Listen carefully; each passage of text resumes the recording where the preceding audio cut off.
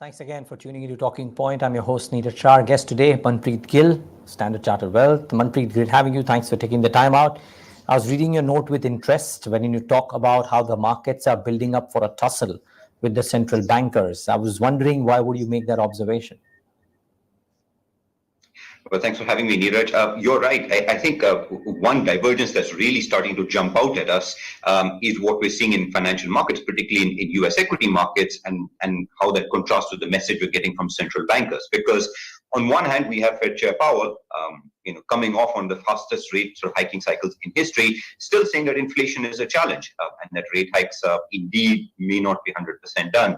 But equally, we've got, on the back of that, an equity market that continues to rise at a headline level, led by, some of the most volatile components of the technology sector. So, look, these sort of divergences are not unusual. We've seen them after, Fed hiking cycles have paused in the past. But equally, I think it's important that investors don't lose sight of the fundamentals, which is significantly higher rate hikes and growth data that is weakening, not only in the US, but in most sort of major developed market economies around the world. So to us, it's about getting a good balance between the two. As investors, I think that may be the most important takeaway, managing that upside risk, that because these kind of rallies can extend in the short term, but equally not losing sight of slowing growth data and a Fed that remains very, very, hawkish. Would a slowing down economy, which may curtail price increases, in effect play in the bull's hands? Because the markets will typically discount news 4, 5, 6 months before it actually happens. So markets may get a whiff of that. And I think is it playing out as we speak, Manpreet, simply because despite Jay Powell's very hawkish, dovish pause, but a very hawkish commentary, the equity markets at best reacted for a day. Well, I think there are two factors at play here. I think one is you're right that markets could sort of extend this optimism, just because those headline year-on-year inflation numbers continue to soften to some degree. So directionally, we're going in the right direction.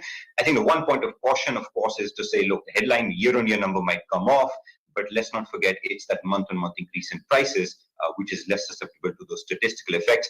And from a broader perspective, it's tough to see how inflation, the inflation challenge goes away without some softening in the US job market. And the Fed and central bankers are undoubtedly quite aware of that and like to look through any, drop in that year-on-year number. So I think that's one factor. And it leads to a second point that, look, it's what the point we just discussed, that it's not unusual to see sort of rallies extend for some period of time when the Fed paused historically after a long sort of hiking cycle. But that's often indicative of this kind of tussle that we're seeing today, that I think the narrative you described, that inflation gradually going to come off, markets sound in the all clear. I think we're going to see that narrative sort of repeatedly hit us, and central bankers and sometimes inflation data sort of counter that in the coming months. But for us, it's about stepping back from that noise and saying, look, because of that narrative, perhaps we get a bit of an extension, perhaps more than we expect in the short term. But for us, firmly keeping an eye on that long-term data where, our US recession scorecard still points to a recession. So that's not something we're willing to change our view on unless the fundamental data genuinely improves. Okay. There's a fair degree of buoyancy with regards to Prime Minister Modi's visit in India to the US and what it could do to not just the India-US relations, but a lot of trade-related issues as well. There's a Reuters story about how the visa rules might be relaxed. There's a lot of chatter around defense news flow. And just before the visit as well, the GE HAL deal and a couple of others kind of laid some grounds to these beliefs as well. Are people outside talking a lot about the bonhomie between the US and India currently, especially in light of the fact that the US-China relations, as well as the India-China relations, are not looking at the best currently? No, absolutely. I think that's something that's absolutely in the spotlight and will continue to be, particularly when you sort of look at where India as an economy, India as a market, and what we see in financial markets stands relative to what we're seeing in other parts of the emerging world. But I think for investors, why that's so important and why this focus sort of really makes a difference is not so much on the cyclical horizon. I mean, there we're going to continue to talk about whether growth will slow, whether rates will ease, but that's really sort of what the next 6 to 12 months look like. But when we think about investment portfolios, particularly for individuals, one point we keep reminding investors is that that cyclical horizon is important, but equally, we are investing in the long term, which is, horizon of many, many years, sometimes intergenerational. And that's where the structural outlook starts to matter. So what we're seeing, in terms of the bonhomie, the headlines in terms of improving relations, these make a difference in, economic factors like trade flows, like foreign direct investment, which ultimately feed into the long-term multi-year trend, in our view at least, on equity market earnings. So to us, it's about, keeping a balance between the two. We can take these cyclical overweights, underweights to respond to what we're seeing in the macro data and valuations. But that's why we often talk to our clients about having strong foundation portfolios in place, which are fundamentally taking a 5 to 7 year view. And that's where the structural growth outlook for India as a market, and definitely as an equity market, is something where we expect to eventually translate into earnings and gains. So I think that's something that's clearly a focus, and something we're focused on as well. It's that long-term structural outlook is where it really starts to have an impact. There is some chatter of, I know you mentioned that you are telling your clients to look at a 5 to 7 year view. Just trying to understand this near-term chatter around, one, the markets having risen from the lows over the last 2 months, to the fact that monsoon hasn't quite arrived yet. And from a sentiment perspective, and maybe even from an actuality perspective, the markets react to the monsoon arrival or late arrival or deficit quite strongly. Is that a concern, or do you think the markets will tide over it? Well, it is one risk that we always need to be cognizant seasonally at this time of year, and we know historically that weak monsoons can have an impact when it comes to the economic and earnings data through the consumption channel. So it's not something we should ignore. But I think how it fits into the context is important, because by itself it's just one driver. But if it comes at a time when we're having a debate about whether global growth itself may weaken, and Indian markets are not uncorrelated to that, I think that's where it starts to potentially become more than just one factor. So to us as investors, feeds into our choice of how we take risks. Because if you go back, rewind a year, we were quite happy sort of being strongly overweight Indian equities at headline level. Today, we'd rather pick and choose our risks a little bit better. So if you ask us, our Indian sort of asset class basket, we're much more balanced between equities and bonds. Also because we're getting more interesting yields on bonds than what we've seen. But the monsoon risk also means a more sector-focused strategy in equities can also help. So as opposed to the consumer discretionary story we've seen over the past couple of years, we think it's more about the slightly more defensive staples and more sort of individual stories like financials, which benefit from improving credit quality, obviously higher interest rates, or even industrials, which feed to some of the policy we were talking about earlier on US-China relations. So those sort of sector picks can help sort of reduce that sensitivity to some extent and focus on more standalone stories amid what is more, in our view, time to have a slightly more balanced stance as opposed to being blindly overweight equities. It's interesting. So, let me pick on some of the points that you mentioned. Industrials, there are two schools of thought. A school of thought which says that this is similar to 2003, 2008, and rising tide will carry all boats. Another school of thought which says it may be similar to 2003 to 2008, but the nature of the spends will be different. A lot of global MNCs would require specific needs and not generalized, and therefore it will be a K-shaped victory for people or companies within the industrial space. And some people argue that the ones which will benefit are getting priced to perfection currently. Have you given this some thought at Standard Chartered? How are you guys thinking about it? Well, I break that up into a few different parts there, right? I think when we think about comparisons with 2003 to 2008 cycle, I'd argue there are sort of many comparisons when you start thinking about starting point valuations, earnings growth, the macro backdrop. But that's really looking beyond the next 6 to 12 months and beyond any slowdown in growth. That's really, to us, the structural question of what the next cycle might look like. And that's very important when building those long-term portfolios, but less of a cyclical call where sector views obviously can sort of move around a bit. I think second, in terms of valuations, I'd say, look, our views ultimately a top-down one and more macro-driven. And yes, within that, to us, valuations is a very, very important factor. And we wouldn't necessarily be chasing, individual companies, which is not something we focus on a lot, where valuations may have been a little bit too perfect. But to us, when we look at a sector as a whole, we just think that, valuations yet are not at a significant enough headwind.